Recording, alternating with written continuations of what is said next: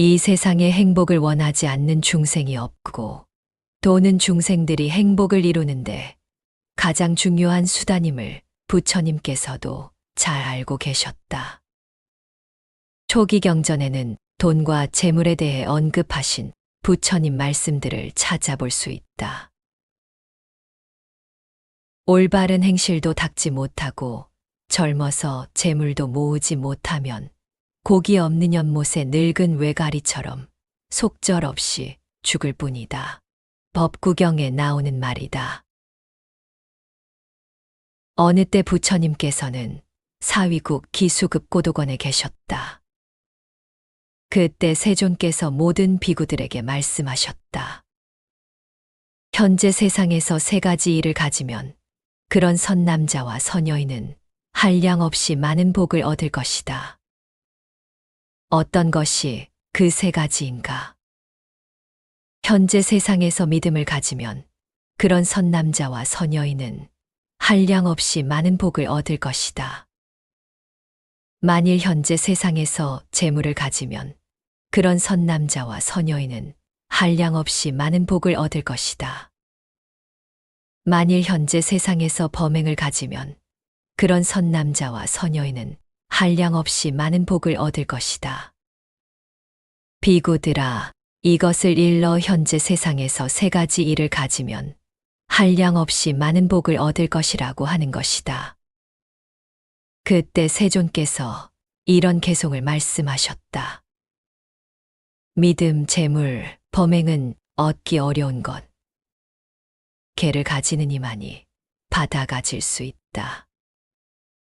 이 세 가지를 깨달아 알고 나서 지혜로운 사람은 수시로 보시 행한다. 그는 오랜 세월 동안 편안함을 얻고 모든 하늘들도 보호해 주나니 그는 거기에서 스스로 즐기면서 5가지 용락에 만족할 줄 모른다. 부처님께서는 생로병사의 고통을 해결하기 위해 출가하셨다. 그렇다면 삶의 고통 중 가장 큰 고통은 무엇일까? 부처님께서는 죽음의 고통보다 가난으로 인한 고통이 더 크다고 하셨다. 어떤 법을 괴로움이라 하느냐? 이른바 빈궁이다. 어떤 괴로움이 가장 크겠는가? 이른바 빈궁의 괴로움이다. 죽는 괴로움과 가난한 괴로움 두 가지가 모두 다름이 없으나 차라리 죽는 괴로움 받을 지언정 빈궁하게 살지 않으리. 금세광경에 나오는 말이다. 이것은 삶에서 돈 문제로 인한 고통이 가장 크다는 것을 의미한다. 부처님께서는 삶의 속성과 세상살이의 고통을 누구보다 잘 알기에 가난을 벗어나 부를 축적해 안락한 삶을 살라고 하셨다. 부자를 가리켜 축복받은 사람이라고 하셨다. 전륜성왕사자호 경에서는 가난이 범죄와 타락의 근본적인 원인이라고 지적하기도 하셨다. 가난은 인류의 적이다. 그래서 부처님께서는 결코 가난을 예찬하지 않으셨다.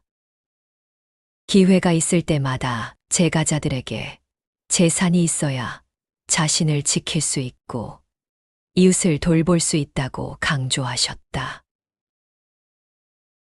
돈이 많은 것은 참으로 좋은 일이다. 자기도 행복하고 남에게도 좋은 일을 많이 할 수 있으니 복 받은 것이다. 그렇다고 막무가내로 부를 축적하고 부자가 되라는 말씀은 아니다. 과도한 부는 오히려 타락의 원인이 될 수도 있으므로 자신의 분수에 맞게 생활하는 중도적 삶을 권장하셨다. 부자라고 나쁘고 가난하다고 좋은 사람인 것이 아니라 어떻게 재물을 얻었으며 재물로 어떤 행위를 하는가가 중요하다. 돈 그 자체를 탓할 일이 아니라 돈에 관련된 마음과 행위가 문제인 것이다. 우리는 많이 가질수록 행복하다 느끼지만 실상은 그렇지 않다. 돈은 많을수록 좋을 거라 생각하지만 자기 욕망대로 무한의 재산을 가질 수도 없지 않은가. 욕심은 밑 빠진 독에 물 붓는 격이다. 돈 99냥을 가진 자가 100냥을 채우기 위해 1냥을 가진 자의 것을 빼앗는다는 말이 있다. 돈을 좋아하는 사람은 바라던 만큼 돈을 가지게 되어도 만족하지 않는다. 또 명예나 권력을 좋아하는 사람 역시 바라던 만큼의 명예와 권력을 가져도 거기에 만족하지 않는다. 그때부터 이들에게 만족이라는 말은 필요치 않다. 욕심과 탐욕이 그 자리를 차지해 버렸기 때문이다.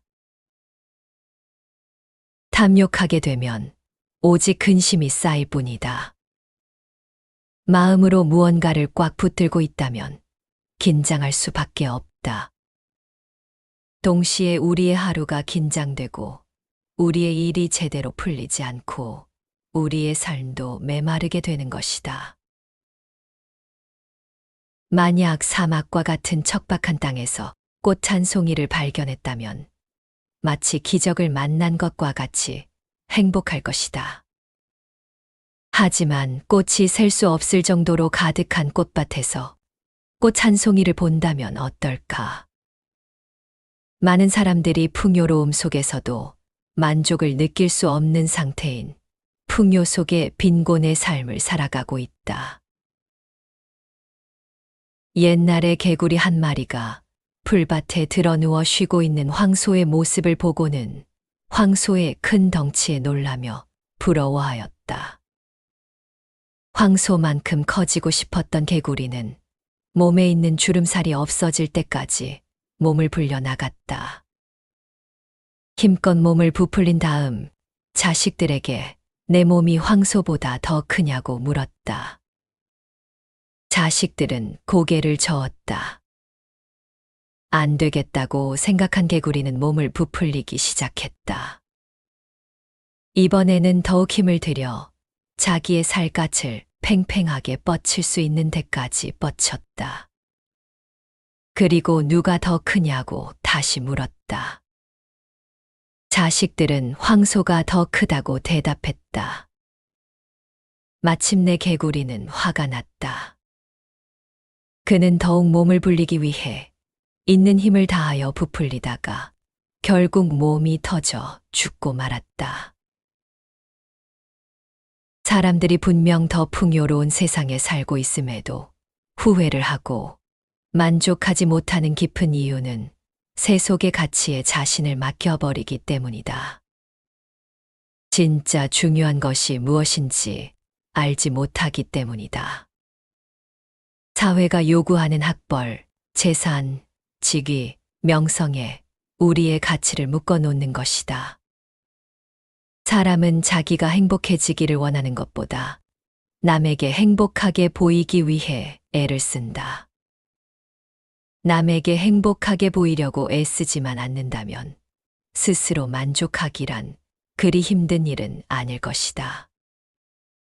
욕심이 과하면 마음이 다친다. 소유하려는 생각 때문에 마음도 몸도 그저 힘들 뿐이다. 내면에 채워지지 않는 공허한 마음을 돈, 사랑, 물건들로 채우려 한다.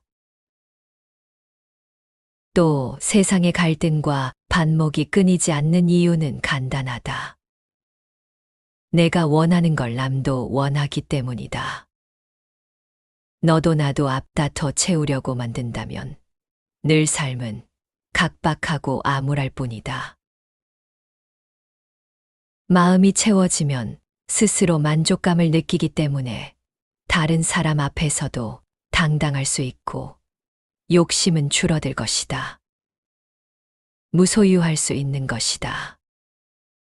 무소유란 아무것도 갖지 않는다는 말이 아니다. 무소유란 불필요한 것을 갖지 않는다는 것이다. 무소유란 물질에 대한 욕심을 내려놓는 것이다. 좀 더 홀가분해지고 지혜로워지는 것이다.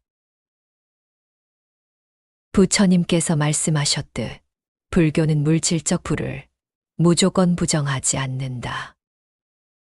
물질이 인간을 가난에서 벗어나게 하며 남에게 관대해질 수 있는 기회를 준다는 것을 알기 때문이다. 그러나 이러한 부에 대한 과도한 애착, 즉 탐욕은 항상 경계의 대상이다. 왜냐하면 진정한 행복은 물질적 풍요나 감각적 만족이 아니라 내면의 평화와 안정에서 비롯되기 때문이다. 욕망 자체를 부정하지는 않지만 무절제한 욕망과 탐욕으로부터 자유로워질 것을 꾸준히 강조하고 있다. 비움으로써 행복을 찾으라 말한다. 우리는 약간의 이익 때문에 너무 많은 것을 잃어버린다. 몇 푼의 돈 때문에 우리가 누릴 수 있는 작은 행복들을 잃고 만다. 더 검소하고 작은 것으로서 기쁨을 느껴야 하거늘. 덜 갖고도 더 많이 존재할 수 있어야 하거늘. 사람들은 행복을 크고 거창한 것, 외적인 것에서만 찾고 있다. 우리가 잘 알지 않은가? 살아보니 돈보다 마음 편한 것이 제일이고, 살아보니 돈 많은 이보다 만나서 마음 편한 이와 함께하고 싶고, 살아보니 돈이 아무리 많아도 절대 살 수 없는 것들이 있다는 것을. 한 가난한 사내가 있었다. 힘겹게 살아가던 그에게는 목표가 한 가지 있었다. 그것은 남들이 쉽게 입어보지 못하는 고급 외투를 사는 것이었다. 외투가 전시되어 있는 가게를 지나칠 때마다 그는 속으로 생각했다. 저 옷을 입고 다닌다면 얼마나 행복할까?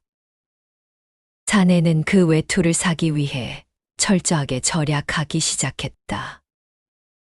목이 말랐지만 음료수로 갈증을 달래지 않았다. 전기를 아끼기 위해 다른 곳에서 오래 머물다 집에 들어가곤 했다. 심지어 구두 뒤축을 닳게 하지 않으려고 조심스럽게 걸어 다니기도 했다. 하루하루를 힘들게 버티던 그는 마침내 그렇게 소망하던 외투를 구입했다. 사내는 뛸 듯이 기뻤다. 그러던 어느 날 그는 밤늦게 집에 돌아오다 강도를 만났다. 가진 것이 없었던 사내는 강도에게 외투를 빼앗기고 말았다. 시리에 빠진 사내는 슬픈 나날을 보내다 결국 화병에 죽고 말았다. 우리는 항상 이렇게 내일을 기약하며 오늘을 힘겹게 견디고 있다. 오늘을 마치 영원히 살 것처럼 허투루 살지 말아야 하거늘. 미래를 위해 시간과 돈을 절약하며 살아가는 것은 당연하다. 하지만 오늘은 지나고 나면 다시 돌아오지 않는다. 오로지 미래에 묶여 오늘을 희생할 필요는 없다. 오늘의 삶이 만족스러우면 그것이 곧 행복한 인생이다. 오늘의 행복을 내일로 미루지 말라. 나중 말고 지금 행복하라. 행복이란 내가 갖지 못한 것을 바라는 것이 아니라 내가 가진 것을 즐기는 것이다. 사치는 가난이나 마찬가지로 악덕이며 우리들의 목표는 풍부하게 소유하는 데에 있지 않고 풍성하게 존재하는 것이어야 한다. 만족함을 모르는 사람은 부유하더라도 가난하고 만족함을 아는 사람은 가난하더라도 부유하다. 누구나 분수를 알고 스스로 만족할 때 비로소 행복하다. 꽉 틀어준 집착의 소나기를 풀면 일이 더 잘 풀리는 법이다. 그럴 때 내 안의 에너지가 막힘없이 분출된다. 세상에서 추구하는 성공이 아닌 스스로 만족하는 삶을 한번 살아보라. 그대 안의 가능성을 펼쳐라. 우리는 모두 인생이라는 경기를 뛰는 선수다. 돈을 많이 벌었다는 것이, 명예를 높이 쌓았다는 것이, 공부를 많이 했다는 것이 인생에서의 승리를 의미하지는 않는다. 중요한 것은 내 안의 가능성과 잠재력으로 인생이라는 경기에서 성실히 임했다는 자부심이다. 아직 원하는 곳에 도달하지 못했더라도, 아직 되고자 하는 사람이 되지 못했더라도 계속 걸어가는 법만은 잊지 말아라. 아직 그대 안에 꽃 피지 않은 가능성이 남아있다. 천천히 그대 안의 가능성을 펼쳐라.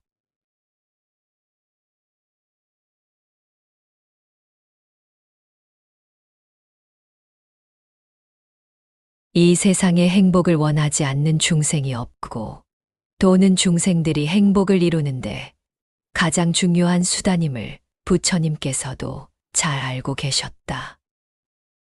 초기 경전에는 돈과 재물에 대해 언급하신 부처님 말씀들을 찾아볼 수 있다. 올바른 행실도 닦지 못하고 젊어서 재물도 모으지 못하면 고기 없는 연못의 늙은 외가리처럼 속절없이 죽을 뿐이다. 법구경에 나오는 말이다. 어느 때 부처님께서는 사위국 기수급 고도관에 계셨다. 그때 세존께서 모든 비구들에게 말씀하셨다. 현재 세상에서 세 가지 일을 가지면 그런 선남자와 선여인은 한량없이 많은 복을 얻을 것이다. 어떤 것이 그 세 가지인가? 현재 세상에서 믿음을 가지면 그런 선남자와 선여인은 한량없이 많은 복을 얻을 것이다.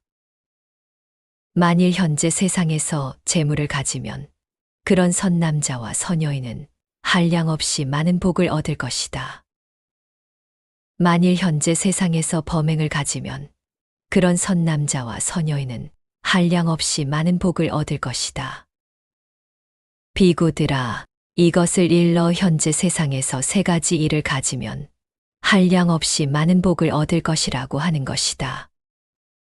그때 세존께서 이런 개송을 말씀하셨다.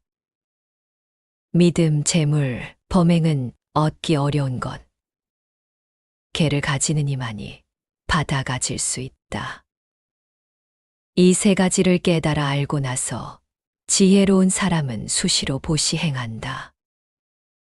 그는 오랜 세월 동안 편안함을 얻고 모든 하늘들도 보호해 주나니 그는 거기에서 스스로 즐기면서 5가지 용락에 만족할 줄 모른다.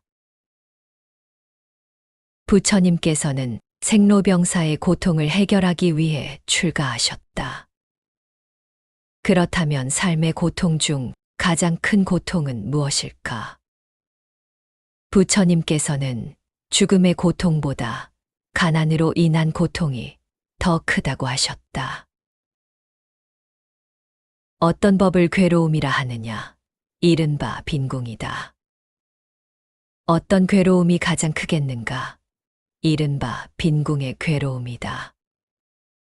죽는 괴로움과 가난한 괴로움 두 가지가 모두 다름이 없으나 차라리 죽는 괴로움 받을 지언정 빈궁하게 살지 않으리. 금세광경에 나오는 말이다. 이것은 삶에서 돈 문제로 인한 고통이 가장 크다는 것을 의미한다. 부처님께서는 삶의 속성과 세상살이의 고통을 누구보다 잘 알기에 가난을 벗어나 부를 축적해 안락한 삶을 살라고 하셨다. 부자를 가리켜 축복받은 사람이라고 하셨다. 전륜성왕사자호 경에서는 가난이 범죄와 타락의 근본적인 원인이라고 지적하기도 하셨다. 가난은 인류의 적이다. 그래서 부처님께서는 결코 가난을 예찬하지 않으셨다. 기회가 있을 때마다 제가자들에게 재산이 있어야 자신을 지킬 수 있고 이웃을 돌볼 수 있다고 강조하셨다. 돈이 많은 것은 참으로 좋은 일이다. 자기도 행복하고 남에게도 좋은 일을 많이 할 수 있으니 복 받은 것이다. 그렇다고 막무가내로 부를 축적하고 부자가 되라는 말씀은 아니다.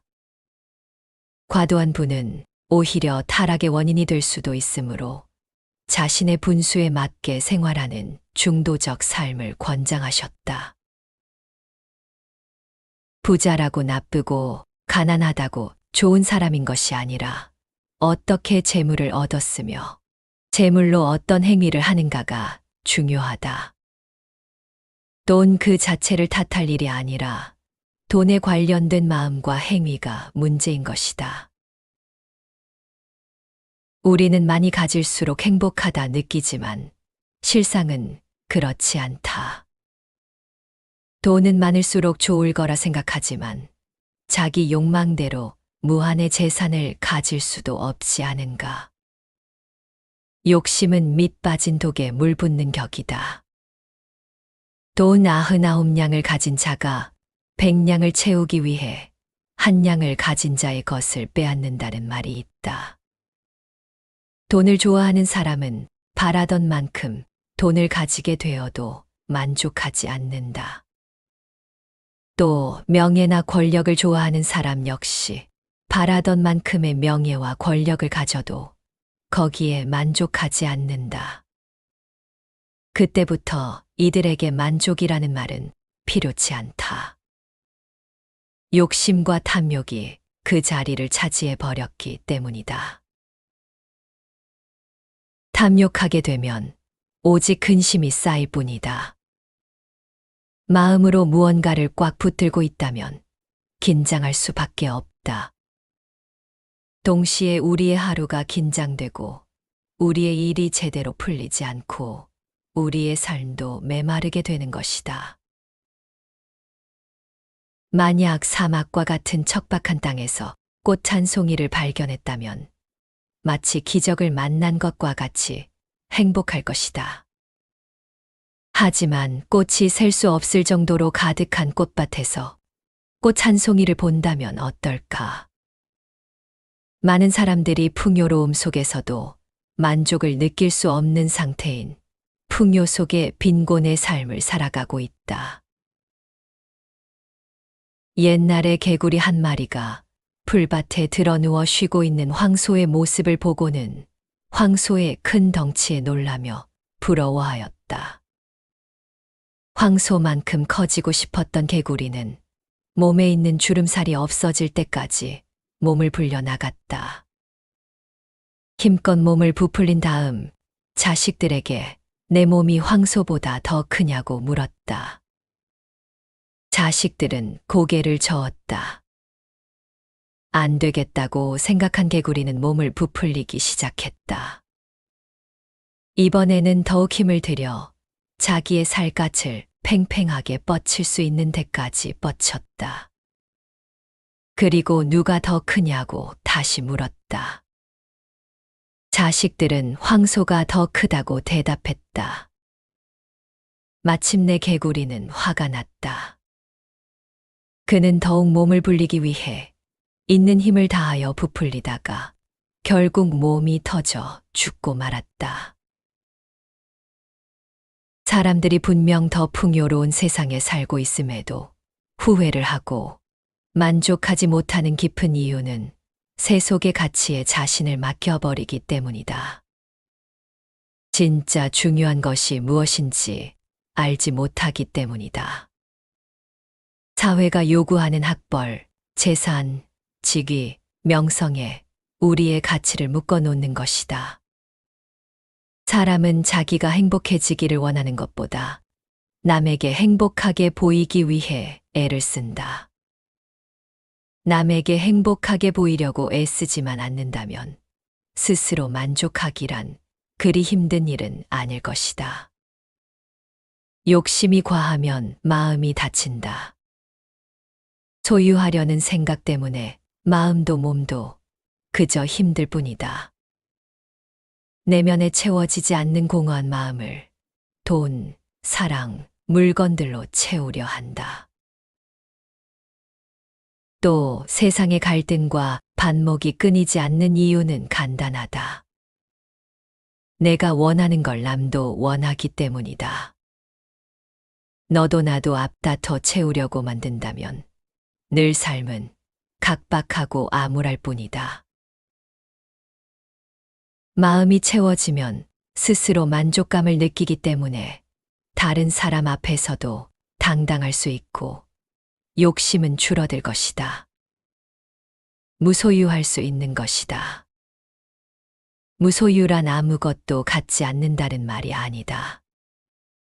무소유란 불필요한 것을 갖지 않는다는 것이다. 무소유란 물질에 대한 욕심을 내려놓는 것이다. 좀 더 홀가분해지고 지혜로워지는 것이다. 부처님께서 말씀하셨듯 불교는 물질적 부를 무조건 부정하지 않는다. 물질이 인간을 가난에서 벗어나게 하며 남에게 관대해질 수 있는 기회를 준다는 것을 알기 때문이다. 그러나 이러한 부에 대한 과도한 애착, 즉 탐욕은 항상 경계의 대상이다. 왜냐하면 진정한 행복은 물질적 풍요나 감각적 만족이 아니라 내면의 평화와 안정에서 비롯되기 때문이다. 욕망 자체를 부정하지는 않지만 무절제한 욕망과 탐욕으로부터 자유로워질 것을 꾸준히 강조하고 있다. 비움으로써 행복을 찾으라 말한다. 우리는 약간의 이익 때문에 너무 많은 것을 잃어버린다. 몇 푼의 돈 때문에 우리가 누릴 수 있는 작은 행복들을 잃고 만다. 더 검소하고 작은 것으로서 기쁨을 느껴야 하거늘 덜 갖고도 더 많이 존재할 수 있어야 하거늘 사람들은 행복을 크고 거창한 것, 외적인 것에서만 찾고 있다. 우리가 잘 알지 않은가? 살아보니 돈보다 마음 편한 것이 제일이고, 살아보니 돈 많은 이보다 만나서 마음 편한 이와 함께하고 싶고, 살아보니 돈이 아무리 많아도 절대 살 수 없는 것들이 있다는 것을. 한 가난한 사내가 있었다. 힘겹게 살아가던 그에게는 목표가 한 가지 있었다. 그것은 남들이 쉽게 입어보지 못하는 고급 외투를 사는 것이었다. 외투가 전시되어 있는 가게를 지나칠 때마다 그는 속으로 생각했다. 저 옷을 입고 다닌다면 얼마나 행복할까? 사내는 그 외투를 사기 위해 철저하게 절약하기 시작했다. 목이 말랐지만 음료수로 갈증을 달래지 않았다. 전기를 아끼기 위해 다른 곳에서 오래 머물다 집에 들어가곤 했다. 심지어 구두 뒤축을 닳게 하지 않으려고 조심스럽게 걸어 다니기도 했다. 하루하루를 힘들게 버티던 그는 마침내 그렇게 소망하던 외투를 구입했다. 사내는 뛸 듯이 기뻤다. 그러던 어느 날 그는 밤늦게 집에 돌아오다 강도를 만났다. 가진 것이 없었던 사내는 강도에게 외투를 빼앗기고 말았다. 시리에 빠진 사내는 슬픈 나날을 보내다 결국 화병에 죽고 말았다. 우리는 항상 이렇게 내일을 기약하며 오늘을 힘겹게 견디고 있다. 오늘을 마치 영원히 살 것처럼 허투루 살지 말아야 하거늘. 미래를 위해 시간과 돈을 절약하며 살아가는 것은 당연하다. 하지만 오늘은 지나고 나면 다시 돌아오지 않는다. 오로지 미래에 묶여 오늘을 희생할 필요는 없다. 오늘의 삶이 만족스러우면 그것이 곧 행복한 인생이다.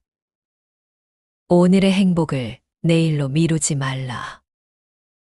나중 말고 지금 행복하라. 행복이란 내가 갖지 못한 것을 바라는 것이 아니라 내가 가진 것을 즐기는 것이다. 사치는 가난이나 마찬가지로 악덕이며 우리들의 목표는 풍부하게 소유하는 데에 있지 않고 풍성하게 존재하는 것이어야 한다. 만족함을 모르는 사람은 부유하더라도 가난하고 만족함을 아는 사람은 가난하더라도 부유하다. 누구나 분수를 알고 스스로 만족할 때 비로소 행복하다. 꽉 틀어준 집착의 소나기를 풀면 일이 더 잘 풀리는 법이다. 그럴 때 내 안의 에너지가 막힘없이 분출된다. 세상에서 추구하는 성공이 아닌 스스로 만족하는 삶을 한번 살아보라. 그대 안의 가능성을 펼쳐라. 우리는 모두 인생이라는 경기를 뛰는 선수다. 돈을 많이 벌었다는 것이, 명예를 높이 쌓았다는 것이, 공부를 많이 했다는 것이 인생에서의 승리를 의미하지는 않는다. 중요한 것은 내 안의 가능성과 잠재력으로 인생이라는 경기에서 성실히 임했다는 자부심이다. 아직 원하는 곳에 도달하지 못했더라도, 아직 되고자 하는 사람이 되지 못했더라도 계속 걸어가는 법만은 잊지 말아라. 아직 그대 안에 꽃 피지 않은 가능성이 남아있다. 천천히 그대 안의 가능성을 펼쳐라.